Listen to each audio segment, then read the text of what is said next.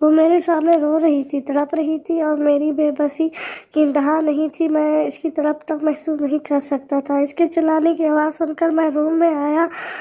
تاثیر صاحب کے پیچھے کھڑا اس کے دیکھنے کے انتظار میں تھا، لیکن اس نے مجھے نہیں دیکھا، نہ اپنے بابا کو۔ اس کی نظریں کسی ایک نقطے پر نہیں تھیں، وہ انجانے کس کو ڈھونڈ رہی تھی۔ ایک پل کو میرا دماغ سن ہو گیا۔ اگلے ہی لمحے اس کی چیخوں نے مجھے جھنجھوڑ دیا، جیسے پوچھ رہی ہو کیا ملا یہ سب کر کے؟ تم اس کے بندے کو آزمانے چلے تھے۔ کس نے تمہیں حق دیا ایک انسان کی زندگی کے ساتھ ایسا کھیل کھیلو؟ میں جو اپنے ماں باپ کی اصلیت پر نہیں رویا تھا، میں جو محبوب کے ٹھکرانے پر نہیں رویا تھا، آج پھوٹ پھوٹ کر رو دیا۔ میری سامنے وہ چیخ رہی تھی، چلا رہی تھی، اسے کچھ نظر نہیں آ رہا تھا، اور میں بزنس ٹائکون جسے ایک دنیا کہتی ہے کہ کوئی چیز ایسی نہیں جو اس شخص کے پاس نہ ہو یا وہ خرید نہ سکے۔ میں اس وقت کچھ نہ کر سکا، نہ اس درد کو محسوس کر سکا، نہ اس اذیت کو جو وہ سہ رہی تھی۔ میں گھٹنوں کے بل بیٹھا، ہاتھوں میں چہرہ چھپائے بلکنے لگا، اور میرے سامنے میری زندگی بن پانی کی مچھلی کی طرح تڑپ رہی تھی۔ کمرے میں اچانک قدموں کی آواز آئی، جس کی کچھ دیر بعد وہ چیخیں مارنا بند ہو گئی۔ کسی مہربان سائے نے میرے کندھے پر ہاتھ رکھا۔ میں نے چہرے سے ہاتھ اٹھا کر سرخ سوجی آنکھوں کو اوپر اٹھا کے دیکھا، اس شخص کو دیکھا جس نے کچھ دیر پہلے مجھے یہاں سے جانے کے لیے کہا تھا۔ اٹھو! ان کی بھاری آواز سے لگ رہا تھا وہ بھی رونے والے ہیں۔ کس نے کہا مرد رویا نہیں کرتے؟ میں یکدم اٹھا، نظریں سامنے اپنی بیوی کے بے خبر سوئے وجود پر پڑی۔ پاس ہی نرس اور ڈاکٹر کھڑے تھے۔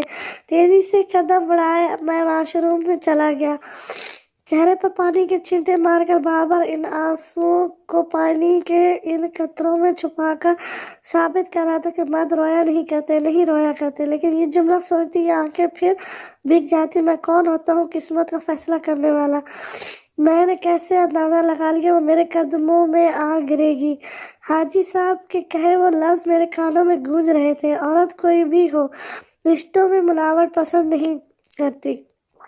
وہ جس سے بھی پیار کرے اس کی حرکات کو نظروں میں رکھتی ہے، لڑتی ہے، جگرتی ہے، اپنے ہونے کا احساس دلاتی ہے، مگر شرکیت کبھی برداشت نہیں کرتی۔ آج میں ایک بار پھر بکھر گیا، اور اس مرتبہ میں سنبھلنے والا کون نہیں، اس مرتبہ بھی سنبھالنے والا کوئی نہیں۔ میں ابراز حیات، میرا نام ابراز میرے ڈیڈ نے رکھا، جس کے معنی ہے اہم، خاص۔ میں سمجھتا تھا میں اپنے ماں باپ اور دودھیار ننھیال میں خاص ہوں، اپنے نام کی طرح۔ اپنوں کی زندگی میں میری ایک خاص اہمیت ہے، اور یہ سچ بھی تھا۔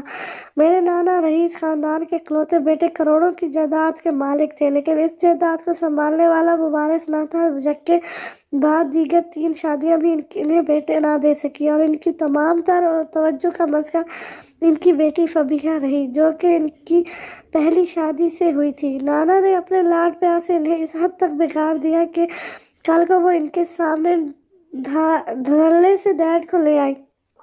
اپنی ضد، بدتمیزی اور غیر اخلاقی حرکتوں سے انہوں نے نانا کو بلیک میل کر کے آخر ڈیڈ سے شادی کر لی۔ آئے دن موم کے افیئرز خبروں کی شان ہوتے، اور نانا کی بنائی عزت پل بھر میں مٹی میں مل گئی۔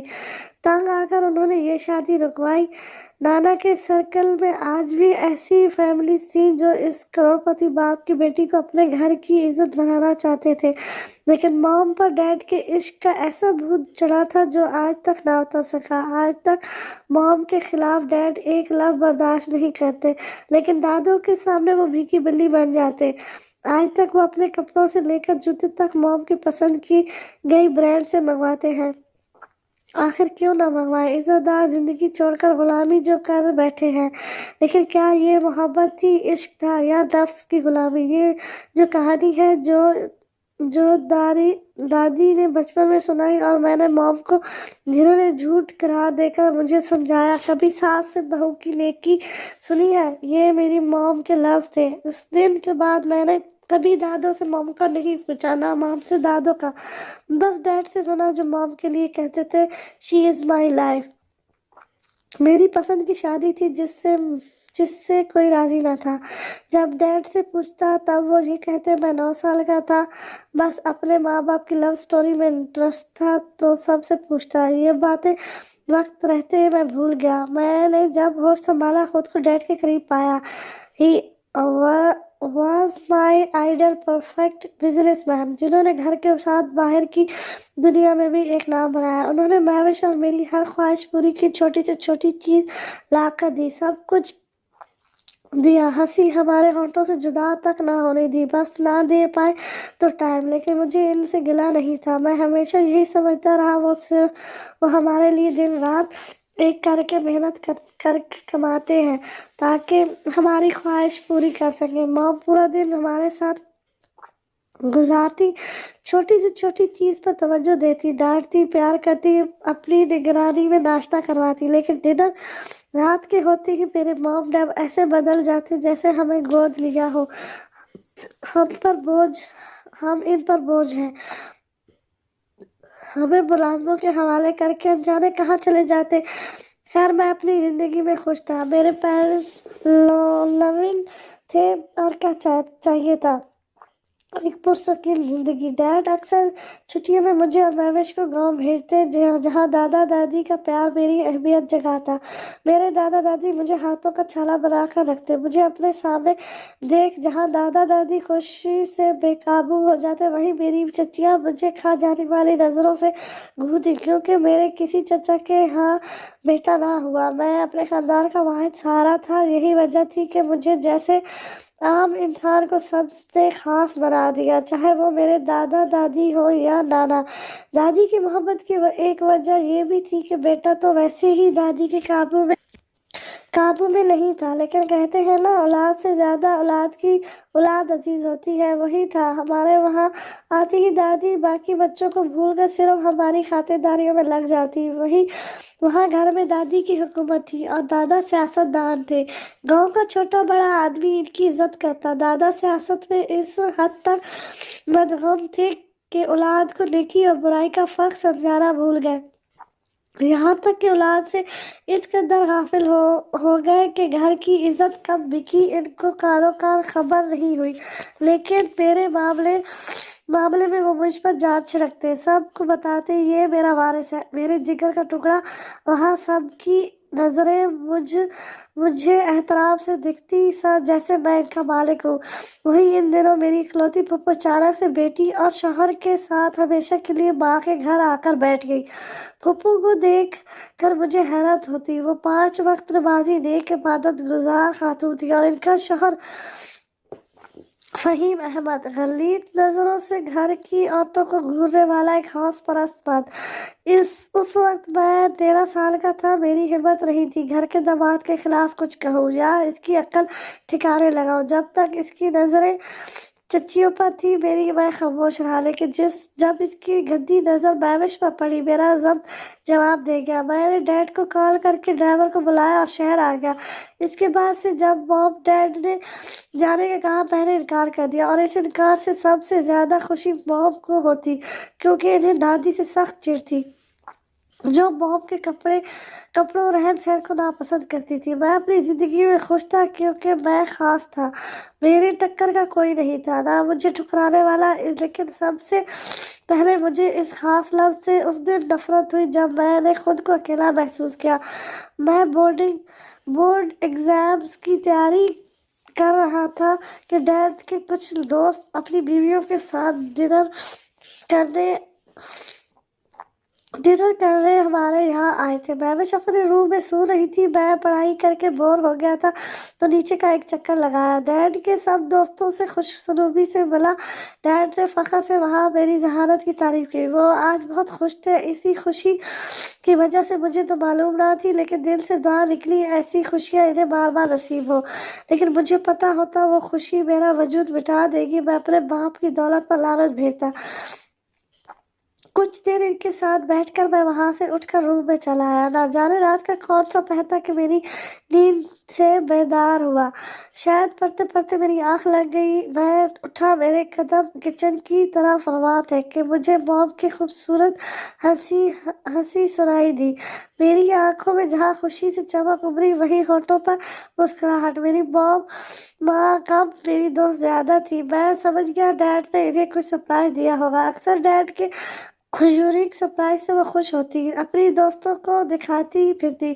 मैं खुशी से उस हंसी के ताक़ब में गया, लेकिन अपने आने पर जहाँ मुझे पछतावा हुआ वहीं मौत की शिद्दत से मैंने दुआ की। Mom black back backless sari में डैड के दोस्त के साथ थी। वो मॉम को खींचते हुए उस रूम में ले जा रहा था जो अक्सर मेहमानों के यूज में होता, और मॉम वो खुश थी। कमरे का दरवाजा खोलते ही वो अंदर गई और मेरी मॉम को झटके से खींचकर अंदर किया, और जिस तरह ठा की आवाज से वो दरवाजा बंद हुआ, उसी तरह मेरे दिल का दरवाजा मेरी माँ के लिए हमेशा के लिए बंद हो गया। मैंने मुंह पर हाथ रखा, मेरी हालत खराब हो रही थी। मैं बालकनी की तरफ दौड़ा, मेरी उल्टियां रुकने का नाम नहीं ले रही थी। मैं पागल हो रहा था, मेरा दिल फट रहा था, ना मुझे रोना आ रहा था, ना मुझे मेरी माँ से नफरत हो रही थी। मैं बेहिस हो चुका था। मेरी माँ की हंसी ने मेरे एहसास को रोक डाला। मैं बेहिस मर गया। ज़ारी क्या हुआ माय बॉयज? मेरी खांसने की आवाज़ सुनकर डैड, जो किचन के पास वाले रूम में थे, बाहर आए। इनकी आंखें लाल थी और आवाज़ में लखड़ाहट। डैड डैड मॉम, मैंने खून आलूदा आंखों से इन्हें देखते कहा। उल्टियों की वजह से मेरी आंखों में गर्म पानी जमा हो चुका था। ये पानी मॉम की वजह से नहीं, बल्कि इस हालत की वजह से है जिसकी वजह से मॉम थी। Come on chill my boy. मेरे डैड सब समझ गए। उन्होंने आपसे लहजे में कहा जैसे कुछ हुआ ही नहीं, और उस दिन मेरे आइडल का बुत मेरा बुत चिकनाचूर हो गया। मेरे डैड का चिल माय बॉय कहना मुझे उनसे नफरत करा गया। इसके बाद हाथ में थामी शराब उन्होंने जबरदस्ती मेरे मुंह में ढाली। मैं 17 साल का नौजवान लड़का अपने बाप के हाथों नशे में मुतलबा हुआ। वो हंसे, जहर मेरे कानों में न ढेला। छोटी छोटी बातों से परेशान नहीं होते, मजा मजा चखो इसका।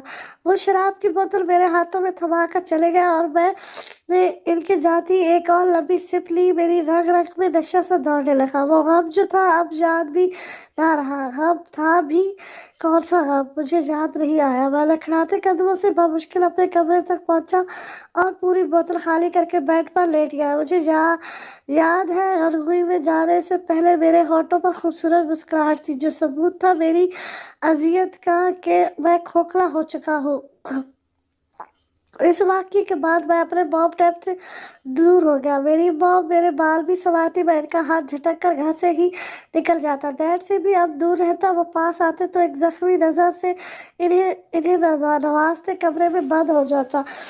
उस रात के बाद मैंने हर चीज़ पर गौर किया। मेरी माँ ही नहीं, बाप भी। ये अमीर लोग को इज्जत बेचकर वहाँ अपने महल बनवाते हैं, यहाँ जहाँ खोखले लोग रहते हैं जिनका दिल अंदर से मर चुका होता है। मुझे एक बात हमेशा अजीब लगती, जिस औरत के पास तफसील लेने जाता वो एक दूसरे से मीलों दूर लगती। मेरे माँ बाप की मोहब्बत की दास्तान सबने अपने लफ्ज़ों में सुनाई, जिसका मैंने एक अलग रुख बनाकर अपने जहन में फीड किया, जो सच्चाई से बिल्कुल मुख्तलिफ थी। दादू हो या मॉम या चचिया, सब अपनी ज़बान बोलती। असल हकीकत मुझे नाना के घर पता लगी, उनके डॉक्यूमेंट्स से। हम दोनों अक्सर कैरम खेलते। हर संडे मैं इनके घर जाता। वही दिन था जब पता लगा मेरे नानो भी इन्हीं लोगों में से एक थे, जिसने बीवी की इज्जत बेचकर ये दौलत कमाई, और सारी जिंदगी ये दौलत कमाने वाला बेटे के लिए रोता रहा। मैं और इस वक्त हंसा था। मेरी खोखली हंसी इस वीराने में गूंज रही थी। जिस शख्स ने तबाह किया, इतना पैसा कमाया, आज वो दूसरों की जिंदगी तबाह करके अब पछता रहा है। जब माँ बाप आगे थे तो बच्चे कहाँ पीछे रहते। नाना की एक एक डीलिंग की पूरी खबर थी इस फाइल में, साथ उस आदमी का नाम जिसकी इज्जत का जनाजा निकाल कर नाना ने ये डील फाइल की। मॉम की रिपोर्ट्स मेरे हाथों लगी। मेरी पैदाइश से 3 साल कबल इनका ऑपरेशन हुआ था। मेरे अंदर एहसास था, कहाँ वो रिपोर्ट्स देखकर कुछ महसूस होता। मैं बेतासर चेहरे के साथ एक से एक दर्दनाक राज अपने दिल में हिफ्ज कर रहा था। मेरे हाथ डैड के कुछ पेपर्स लगे। डैड नाना के एक आम एम्प्लॉयर थे। یقیناً وہ شادی اسی راز کو چھپانے کے لیے کروائی گئی تھی۔ محبت عشق کیا کیا کہانی نہیں سنائی دادوں نے، اپنوں نے، اور نکلا کیا دولت کے پجاری۔ نیم آنکھوں سے ایک آنسو ٹوٹ کر اس کاغذوں پر گرا جس نے میرے اندر حیوان کو جگایا۔ نانا نے 75% پراپرٹی میرے نام کی، باقی ڈیڈ کے۔ اب کوئی شک نہ تھا، عزت بچانے کے لیے دولت کا سودا کیا فائدہ جب انسان کی اپنی نظروں میں کوئی عزت نہ ہو۔ میں اس کاغذ پر تھوکتا ہوا اسے پیروں تلے روکتا ہوا وہاں سے نکل آیا۔ میرے ڈیڈ میرا بدلتا رویہ دیکھ پریشان ہوتے تھے، میں انہیں دھڑلے سے جواب دیتا، اور اس دن میرے ہاتھوں ان کی ایک اور کمزوری لگی۔ زری کیا حرکت ہے، دادوں کے پاس کیوں نہیں جا رہے؟ مہوش کو بھی لے جاؤ، دیکھو وہ دن رات تمہیں یاد کرتی ہے۔ So what? میرا پرسکون جواب انہیں غصہ دلا گیا۔ ایک ماہ سے وہ میری بے اعتباری دیکھ رہے تھے۔ شٹ اپ، کل تم جا رہے ہو، اینڈ دس فائنل۔ ان کی گرجدار آواز نے میرا دماغ گرم کر دیا۔ میں نے پاس پڑی ڈائننگ ٹیبل پر رکھی چھری اٹھا کر کلائی پر رکھی۔ میری یہ حرکت دیکھ کر ڈیڈ تیر کی تیزی سے الٹر ہو کر میرے قریب آئے۔ بس اس کے بعد سے انہوں نے مجھے کسی چیز کے لیے فورس نہ کیا۔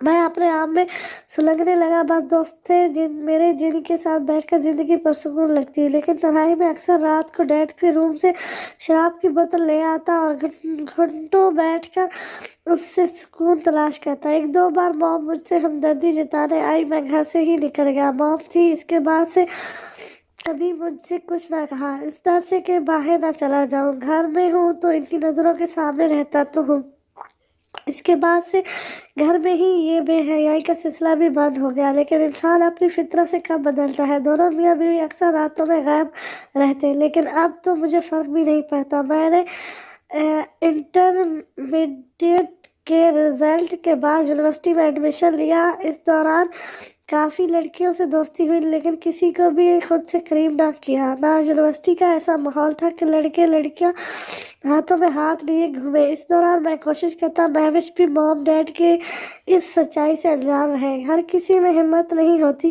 کہ نشان کے ہوتے ہوئے زخم کو چھپائے۔ میری دوستی ڈیڈ کے سرکل کے کچھ لڑکے لڑکیوں سے، جو ان کے دوست کے بچے تھے، سے ملاقات گھر کی ہی ایک پارٹی میں ہوئی۔ وہ میری طرح ہی تھے، کھوکھلے، لیکن نہیں، وہ خوش تھے، شاید حقیقت کو جلد ہی ایکسیپٹ کر گئے تھے۔ اب سمجھ آئی ڈیڈ کی پارٹی رکھنے کی وجہ، اپنے جیسوں سے دوستی۔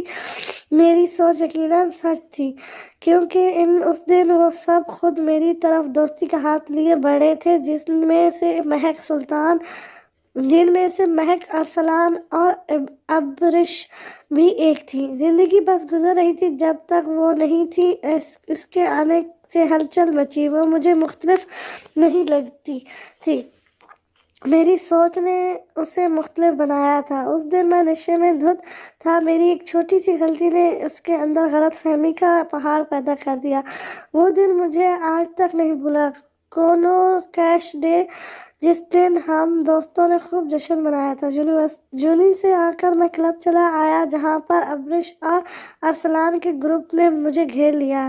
ٹریٹ دو۔ اس ٹریٹ کے چکر میں میری حالت خراب ہو گئی۔ جشن منانے میں اس قدر مدہوش تھا کہ کتنی شراب کی بوتلیں حلق سے اتاری اندازہ نہ رہا۔ ابرش مجھے گھر تک چھوڑنے آئی، لیکن اس دن نشے نے میرا دماغ معاف کر دیا۔ انجانے کیسی طلب تھی کہ میں ضد کر کے ابرش کو اپنے ساتھ گھر کے اندر لے آیا۔ میرا ارادہ وہی تھا جو ہر ہوش پرست مرد کا ہوتا، اور ابرش میری اس طلب سے انجان نہیں تھی۔ وہ شاید میری زندگی کا پہلا ایسا گناہ تھا، اس سے پہلے یہ سوچ میرے دل میں کبھی نہیں آئی۔ ہوش میں میری عورت سے نفرت مجھے اس کے پاس جانے نہیں دیتی، لیکن اس دن نشے نے مجھے ہرا دیا تھا۔ ہاں، وہ نشہ ہی تھا جس نے ہر گناہ و ثواب کا فرق پہچان میری دماغ سے مٹا دی۔ لیکن اندر آتے ہی میں نے پہلی بار اسے اپنے گھر میں دیکھا تھا۔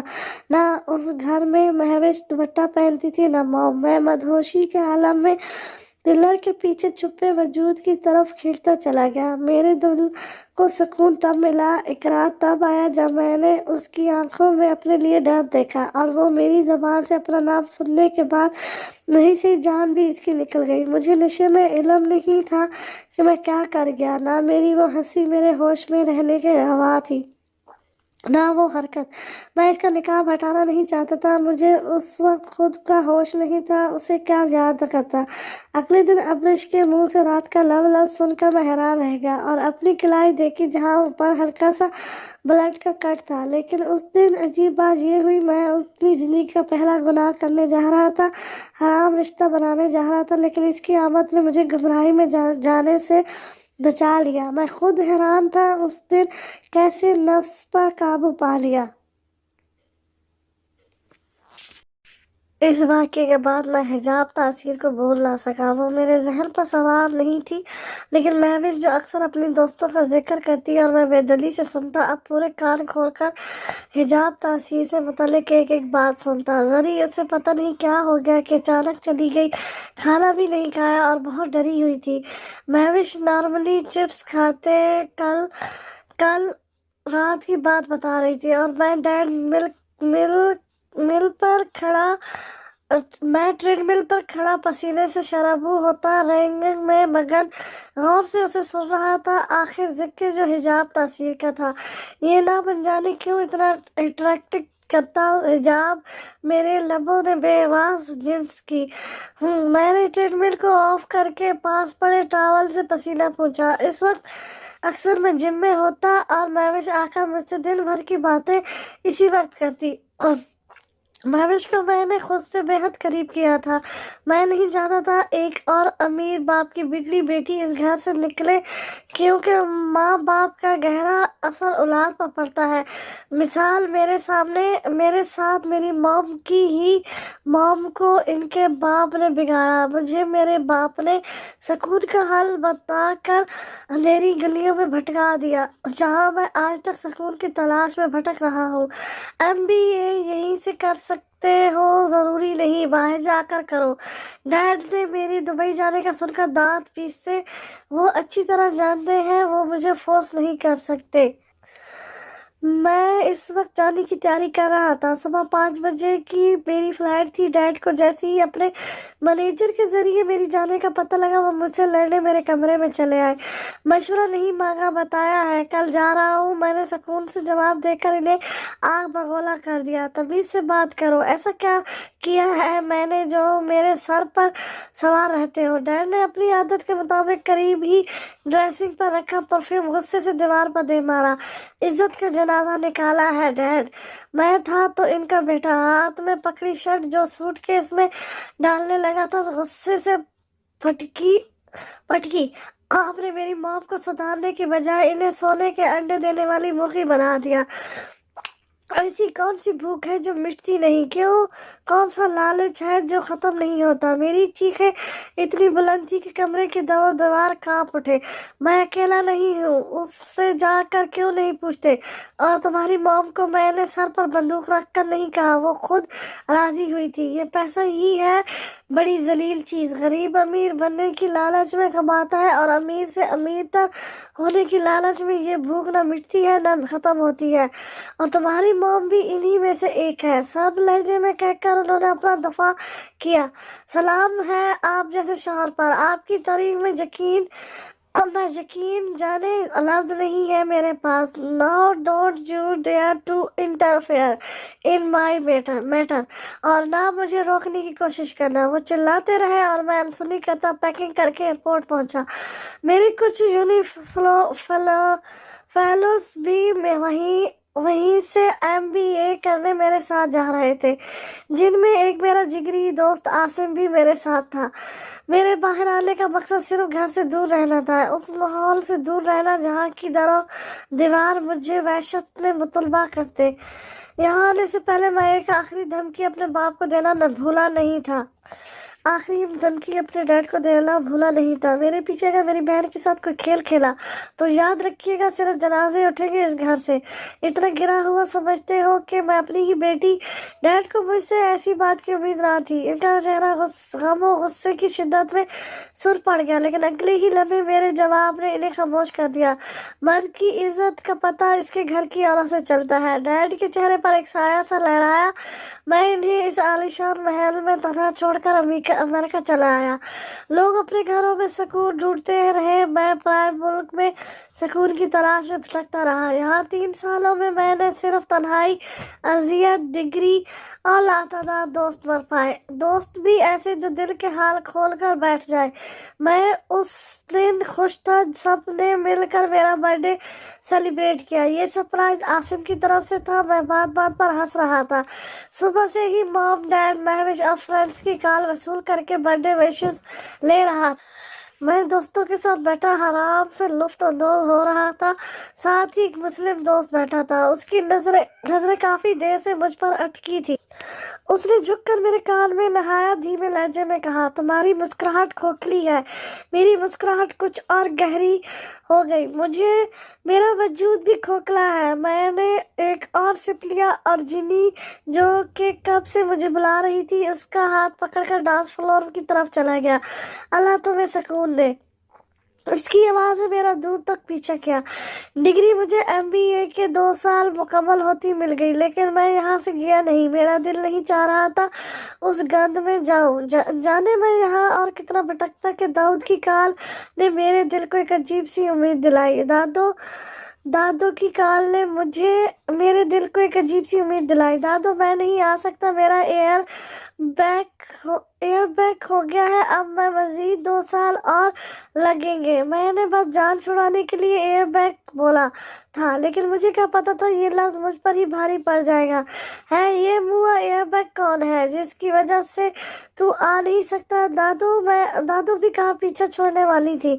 मेरा ससुर है दादो। मैं चिढ़ गया इनके सवाल पर, लेकिन मुझे क्या मालूम था मैंने अपने पैरों पर खुद कुल्हाड़ी मारी है।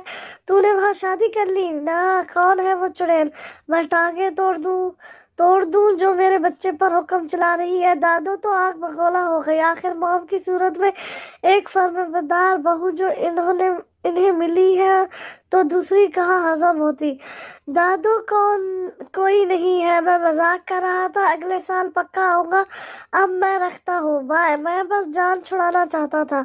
रुक, अगले साल नहीं, कल तक आ। मैंने मिलाद भी रखवाया है, फिर मैं गांव चली जाऊंगी। जाने क्यों दादू की बात सुनकर मेरा मुर्दा दिल जी उठा। पिछली दफा भी मिलाद में वो आई थी और अब की बार भी।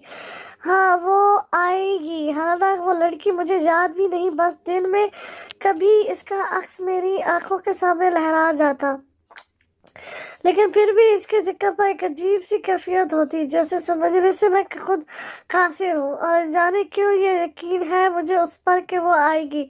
मैं यहाँ आया सुकून की तलाश में था, लेकिन लगता है पल पल बेचैनी हद से ज्यादा बढ़ रही है। अब मैं तंग आ चुका था। 1 साल यहाँ रहकर खुद को अजियत ही दी है और क्या किया है। फिर वो हिजाब, एक दफा वहां जाने में क्या है। दिल चाहा तो वापस लौट आऊंगा।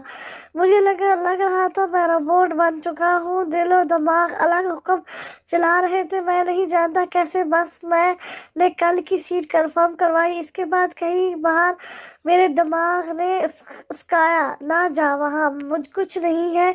लेकिन दिल नफी करता रहा, वही तो सब कुछ है। दिल और दिमाग की कैफियत में उलझता मैं पाकिस्तान की सरजमीन पर आ पहुंचा।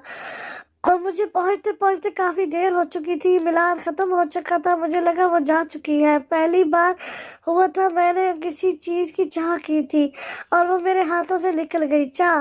मैं खुद अपनी सोच पर हैरान था। मैं बेदिली से दादो के रूम की तरफ बढ़ा, लेकिन दरवाजा खोलते ही जहां मेरी मुंह से दादो डार्लिंग निकला, वही हिजाब तासीर का हाथ मेरी आवाज सुनकर लहज उठा। मैं उसे देखकर अभी ठीक से हैरान भी ना हुआ था कि उसने जल्दी से निकाब लगा लिया। मैं भी खुद को संभालता दादो के पास आया। महविश और जवेरिया की मौजूदगी لمحے میں میرے دماغ نے محسوس کی، لیکن دادو کے پاس جاتی یہ کوشش پوری کی کہ میرا بازو اس سے مس ہو سکے، لیکن مجھے کیا پتا تھا میری یہ چھوٹی سی حرکت میرے لیے یہ آزمائش کو بن جائے گی۔ وہ جلد ہی روم سے نکل گئی۔ دادو کی ناراضگی کا علم ہونے کے باوجود میری نظروں نے دور تک اس کا تعاقب کیا۔ دادو تو یہی تھی، مان جائیں گی، لیکن وہ پھر دیکھے نہ دکھے۔ اور میرے آنے کی خوشی میں دادو، میں اور مہوش پوری رات باتیں کرتے رہے، اور اسی وجہ سے مہوش اگلے دن یونیورسٹی نہیں جا سکی۔ مام ڈیڈ مجھے دیکھ کر حیران رہ گئے۔ میں ان سے بغیر ملے روم میں چلا گیا۔ صبح کے 5 بجے تھے اور یہ میاں بیوی اب آ رہے تھے۔ غصے میں مٹھیاں بھیجے میں بات لے کر سو گیا۔ اگلے دن مہک صبح گھر آ ٹپکی۔ ناشتہ کرتے وقت اسے گھر میں آتا دیکھ میرا موڈ سخت آف ہو چکا تھا۔ میں جان گیا تھا یہ ڈیڈ کا ہی کام ہوگا۔ وہ زبردستی ناشتے کے بعد مجھے اپنے ساتھ لے گئے۔ مجھے خود سے چپکنے والی لڑکیوں سے خوف ہوتی ہے، یہی وجہ ہے میں مہک کو خود سے دور رکھتا ہوں، لیکن اسے خود مردوں کی باہوں میں جھولنے کی عادت ہے اور مجھے ایسی لڑکیوں سے نفرت ہے۔ مہک، ابرش، ارسلانہ سب میری یونی فیلو سے واقف تھے۔ اس دن مہک نے جلد بازی میں دانش سے شرط لگائی۔ بعد میں مجھے ایک دوست سے پتہ لگا دانش نے مہک کو پرپوز کیا تھا، اور مہک کو یہ بات غلط غصہ دلا گئی کہ ایک مڈل کلاس لڑکے نے اس سے شادی کا خواب دیکھے بھی کیسے۔ مجھے افسوس نہیں تھا کہ میں جیت گیا۔ میری خیال سے دانش مہک کو ڈیورس نہیں کرتا، وہ اس سے بہتر لڑکی ڈیورس کرتا ہے۔ مہک اس کے لائق نہیں تھی، وہ کسی کے جذبات کی قدر نہیں کرتی، لیکن اس دن دانش کے باتیں مجھے دل پر لگی تھی۔ آخر کھیل ہار کے کر کون خوش ہو سکتا ہے؟ اس نے کہا تھا زندگی کی کھیل عجیب ہے، کبھی بھی پاسا پلٹ سکتا ہے، اور واقعی قسمت نے ایک کھیل کھیلا تھا جس میں میں بری طرح ہار گیا۔ مہک کی عادت تھی چپکنے کی، میں اس سے جتنی دور جانے کی کوشش کرتا وہ اتنا ہی میرے قریب آتی، یہی وجہ تھی میں نے اسے ڈانٹ دیا، لیکن پھر اس کے کہنے پر میں اس دن اسے ڈیفنس سینٹرل لائبریری لے آیا، جہاں میری ملاقات حجاب تاثیر سے ہوئی۔ میں نے سنا تھا عورت اپنی طرف اٹھنے والی ہر نگاہ پہچان لیتی ہے، اور اس کا چہرہ دیکھ مجھے یقین ہو چلا تھا وہ میری ان نظروں کا مفہوم جان چکی ہے۔ میں بس اسے تنگ کر رہا تھا۔ اتنا سنبھالتی ہو خود کو، پھر بھی گر گئی، کیا فائدہ ایسی حفاظت کا جب مقابلے کی نظریں زیر کرنے کا فن رکھ جانتی ہو۔ وہ میرے جملے سے اس قدر خوفزدہ ہو گئی کہ اپنی جگہ سے ہل تک نہ پائی، نہ میرے موجودگی اسے ہوش میں لا سکی، نہ میرا لفظ، لیکن اپنی دوست کی آواز سنتے ہی وہ تیزی سے باہر نکل گئی۔ نہ چاہتے ہوئے میں بھی اس کے پیچھے گیا۔ مہک وہی ابھی تک بک ڈھونڈ رہی تھی۔ اس بے وقوف لڑکی کے ساتھ کون سر کھپاتا؟ وہ خود کو میری نظروں میں بدتر دکھانے کے لیے سافٹویئر انجینئر میں ہو کر بکس الیکٹرک انجینئر کے پورشن میں ڈھونڈ رہی ہے۔ جویریہ، تم نے دیکھا وہ گھٹیا شخص، وہ گندا ناپاک انسان، اس نے مجھے چھوا، اس نے مجھے بھی ناپاک کر دیا۔ اس کی ہمت کیسے ہوئی مجھے ہاتھ لگانے کی؟ حجاب کے لفظ نے جہاں میرے اندر کے حیوان کو جگایا، وہیں اس کی حرکت نے مجھے زندگی بھر کا اعتبار دے دیا۔ وہ بار بار اپنا ہاتھ بری طرح رگڑ رہی تھی، جیسے کسی ناپاک شے کو ہاتھ لگا لیا ہو، اور میری حیرت کی انتہا نہیں تھی۔ اس قدر پاگل لڑکی میں نے آج تک نہیں دیکھی، لیکن اس وقت مجھے اس کی حرکت سے زیادہ اس کے لفظ نے جھنجھوڑ ڈالا۔ میں ناپاک! مجھے اپنے وجود سے گھن آنے لگی۔ آنکھیں بند کیے تو موم کی وہ ہنسی آنکھوں کے سامنے لہرائی۔ ٹھاں کی آواز سے وہ دروازہ بند ہوا، جس کے بعد میری آنکھیں ہمیشہ کے لیے کھل گئی، لیکن آج تک وہ ابراز مجھے نہیں ملا جو اہم تھا، خاص تھا۔ میں نے بے اختیار اپنا ہاتھ ناک کے قریب کیا۔ میں اس بدبو کو محسوس کرنا چاہتا تھا جس نے حجاب تاثیر کو رلایا، لیکن میرے ہاتھوں میں وہ بدبو نہیں تھی، یا تھی لیکن میں محسوس نہ کر سکا، کیونکہ میں ہوں تو ناپاک اور وہ پاک۔ بار بار ایسے لفظ میرے ذہن میں گونج رہے تھے، وہ تو چلی گئی لیکن پیچھے اپنا عکس میرے ذہن میں چھوڑ گئی، جس کا اثر یہ ہوا سارا غصہ میں نے مہک پر نکالا۔ جواب میں مہک نے بھی مجھے سنایا، پر اس کے لفظوں نے بھی مجھے اس قدر نہیں جھنجھوڑا جتنا حجاب تاثیر کے لفظوں نے جھنجھوڑا۔ میں مہک کو چھوڑ کر گھر پہنچا۔ گھر میں مام اور دادو میرے لیے لڑکیاں ڈھونڈنے کی تیاری میں تھی۔ میں انہیں کیسے بتاتا، مجھے عورت کا وجود تک اپنے پاس برداشت نہیں۔ میں ان کے قریب جانے کی کوشش بھی کروں تو دل روتا ہے، چیخ کر کہتا ہے آخر ہو نہ حیات عالم کی اولاد، بھلا اس سے منفرد کیسے ہو سکتے ہو۔ پہلی بار جب کسی عورت کے قریب جانا چاہا تب حجاب تاثیر رکاوٹ بن گئی۔ اس کے بعد سے جانے کیوں میں ان کے پاس جا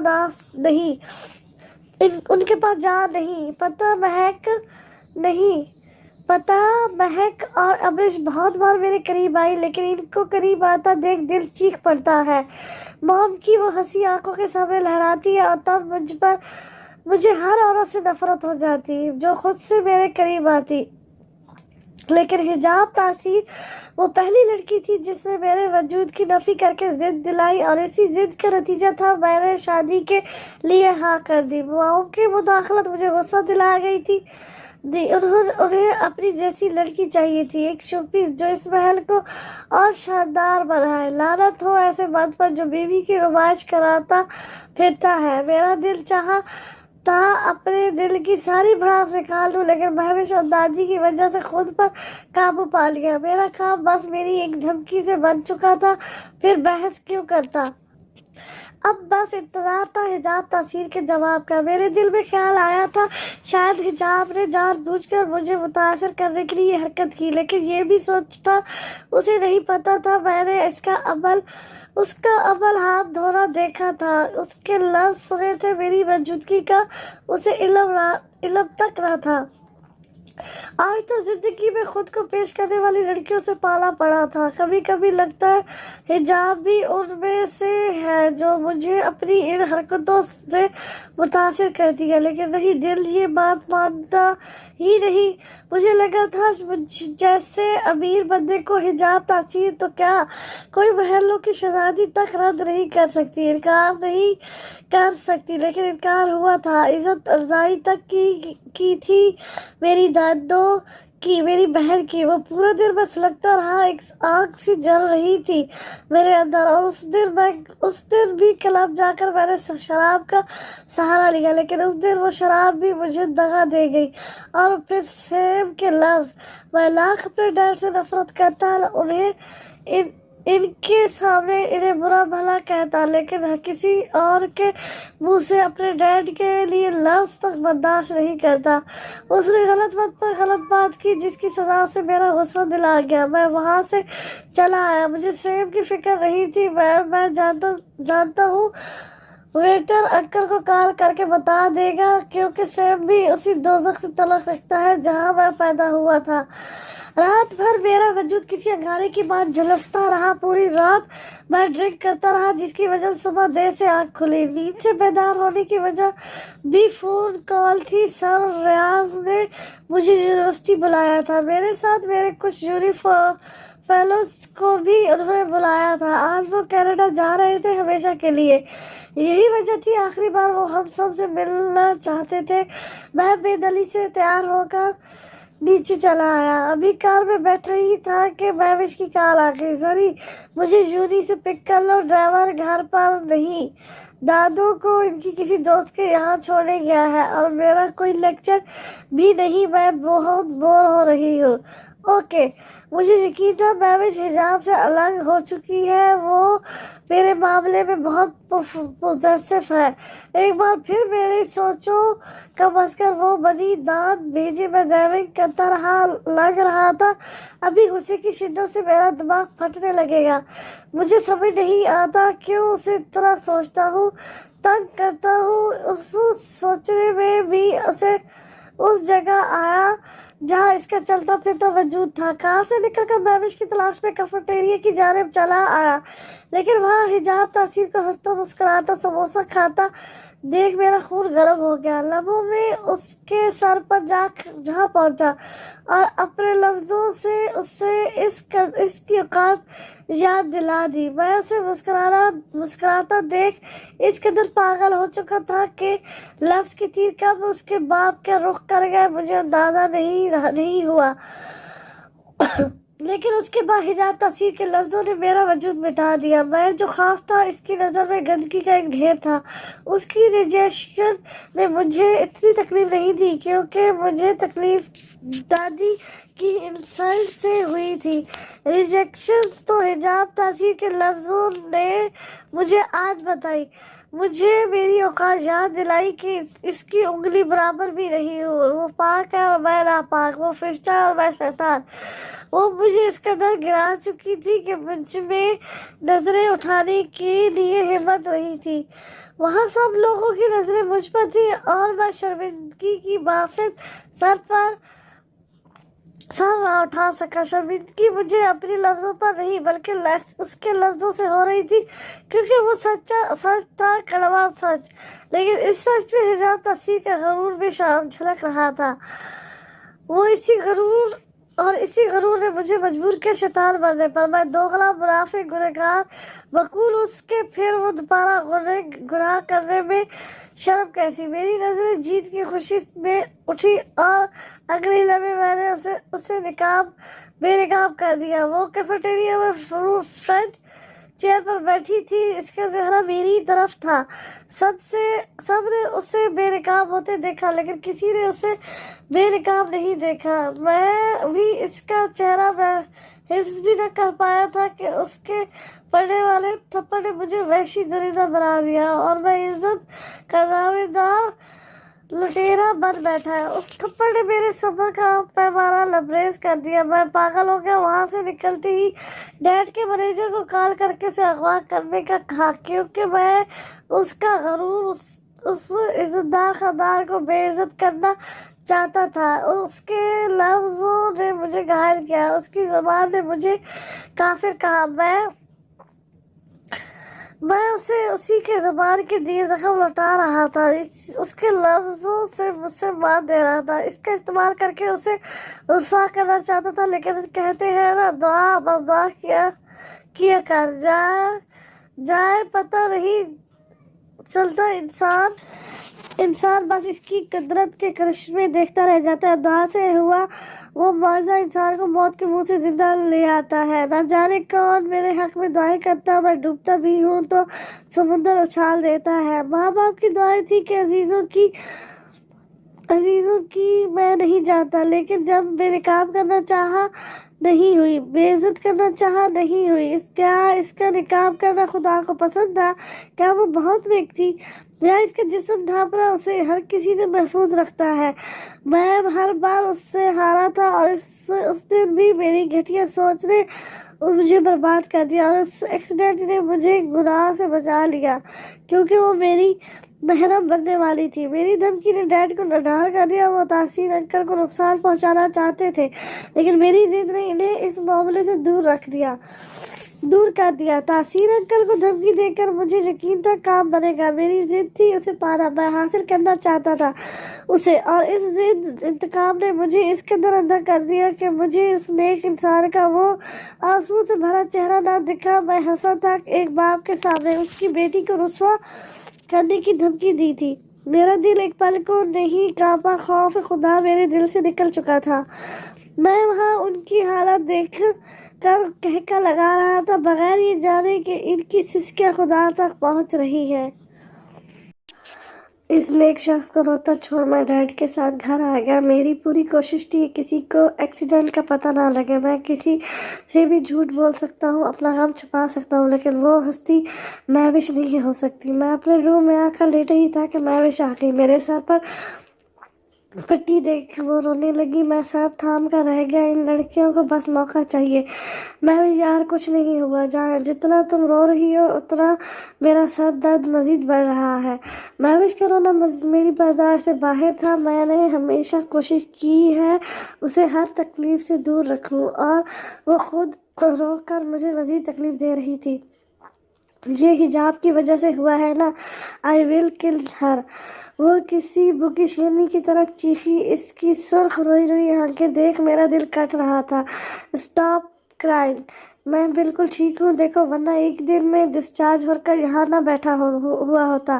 بس ہاتھ میں لگی ہے اور یہ ہلکی سی سر پر۔ یہ میرے سوال کا جواب نہیں۔ مہوش کی سرخ آنکھیں حجاب کے خون کی پیاسی لگ رہی تھی۔ اللہ ان عورتوں کی دشمنی سے ہم مردوں کو بچائے۔ بے ساکھ مہوش کی حالت دیکھ میرے دل سے دعا نکلی۔ ہم دونوں کی جان تھی ایک دوسرے میں، لیکن اس وقت لگ رہا تھا کوئی تیسرا ہمارے بیچ آ گئی، کیونکہ حجاب کے خلاف میں مہوش سے کچھ غلط نہیں سننا چاہتا، نہ بتانا چاہتا ہوں، اور ایسا کیوں تھا میں خود انجان تھا، اس کی وجہ سے نہیں ہوا۔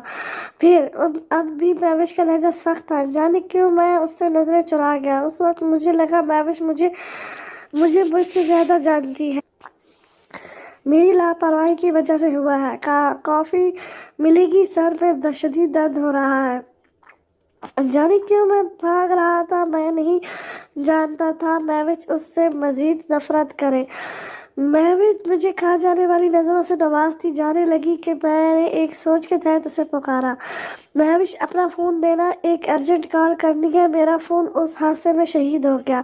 مہوش نے کاٹدار نظر سے مجھے نوازتے اپنا فون احسان جتانے والے انداز میں میری گود میں پھینکا۔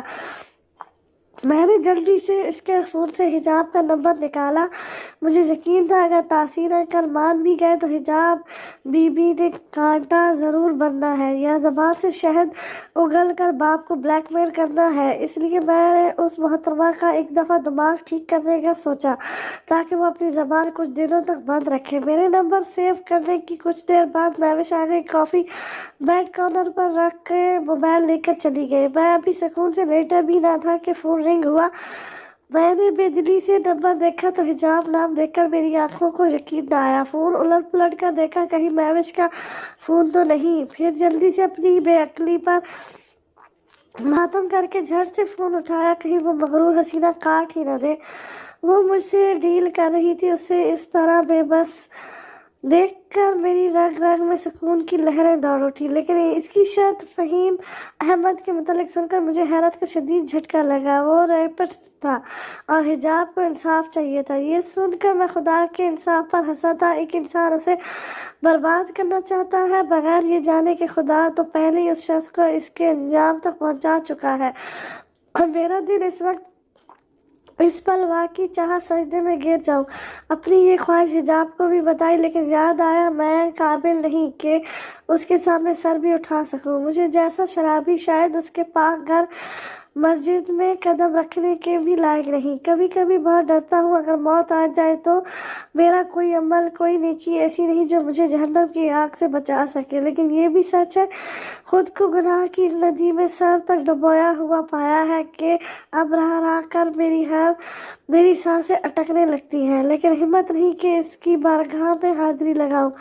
ڈر لگتا ہے اس سے، اپنے عمل سے، گناہ میں ڈوبے اپنے وجود سے۔ 1 گھنٹے کے اندر اس کی پیدائش سے لے کر اب تک کی ساری انفارمیشن کی خبر دو مجھے، اور یہ بیویوں کی طرح ہر بات میرے ڈیڈ کو بتانے کی ضرورت نہیں۔ آئی سمجھ، کام پر لگو۔ ڈیڈ کے مینیجرز کو فہیم احمد کی انفارمیشن کلیکٹ کرنے کا کہا، جو 2 گھنٹے بعد اس نے مجھے دی۔ رانیہ کا ریپ فہیم احمد نے کیا تھا۔ اس کی فیملی انصاف کے لیے آخری وقت تک لڑتی رہی، لیکن کسی گواہ اور ثبوت کے نہ ہونے کی وجہ سے کیس بند کر دیا گیا۔ فہیم احمد کی کمزوری عورت ہے، ہر بار جاب سے اسے اپنی انہی حرکتوں کی وجہ سے نکالا جاتا، عورت ہو یا بچی۔ اس نے کسی پر رحم نہیں کیا، لیکن مجھے حیرانگی اس کی ہسٹری جان کر نہیں، ان بے حس لوگوں پر ہوئی جو اس شیطان کی رگ رگ سے واقف ہو کر بھی گواہی دینے نہیں آئے، اور ان سب میں وہ ہستی بھی شامل تھی جس کی میں نے سب سے زیادہ عزت کی ہے۔ کیا زندگی ہے آپ کی پپا جی، سیم کتوں والی۔ منسٹر کا پالتو کتا بھی آپ جیسی زندگی گزارتا ہے، بس بھونکنے پہ 2 وقت کا کھانا نصیب ہوتا ہے۔ میں اسی رات گاؤں چلا آیا उस शैतान को देखकर मेरा खून खौल उठा। कुत्ते से बदतर मौत का हकदार है ये। मैं इसके सामने की टेबल पर टांग रख के बैठा था और वो सर्वेंट क्वार्टर में छुपकर शराब पी रहा था। बार बार इसकी नजरें दरवाजे की तरफ उठती कि कोई आ न जाए। कि क्या बकवास है। वो सुर्ख होती आंखों से मुझे देखता तेज लहजे में बोला, तमीज से बात कर हरामी कुत्ते। तू जो यहाँ बैठकर ये शराब पी रहा है ना, ये मेरे दादा के पैसों की है। वारिस हूँ मैं इस खानदान का। मेरे सामने जबान चलाई ना तो तुझे उठाने वाली तेरी हड्डियां ढूंढते रहेंगे। मेरी धार क्वार्टर के बाहर तक जा रही थी क्योंकि चौकीदार अंदर आकर मुझे देखकर वापस चला गया। सुना है शरीफ खानदानों के इकलौते बेटे हो। मेरी रगों में दौड़ता खून किसी लावे की तरह उबलने लगा। उस शैतान को हंसते देख मैं आपे से बाहर हो गया। वो मेरी माँ बाप का हवाला दे रहा था। मेरे सर फटने लग रहा था। सर पर बंधी पट्टी से खून निकलने लगेगा। उस पर झपट कर मैं उसे लातों से पीटने लगा। तभी किसी ने मेरे बाजू को थाम कर मुझे रोका। दूर हट वैशी, क्या बिगाड़ा है उन्होंने जो तुम सब पीछे पड़ गए हो। इनके शर्म नहीं आती तुझे। तू देख, सुबह होने दे, अब्बा जी से कहकर तेरा यहाँ आना बंद करवा दूंगी। फुप्पो रोते हुए मुझे कोस रही थी। सास जमीन पर निढाल शोहर को उठा रही थी। मैं इस शैतान पर 100 लानत भेजकर अपने कमरे में आ गया जो दादो ने सिर्फ मेरे लिए बनवाया था। यहाँ किसी घर के अफराद को सोने की इजाज़त नहीं। मेरे जाते ही ये कमरा भी दादो लॉक करवा देती। सुबह सबसे पहले उठकर मैंने रात का इंतज़ाम किया।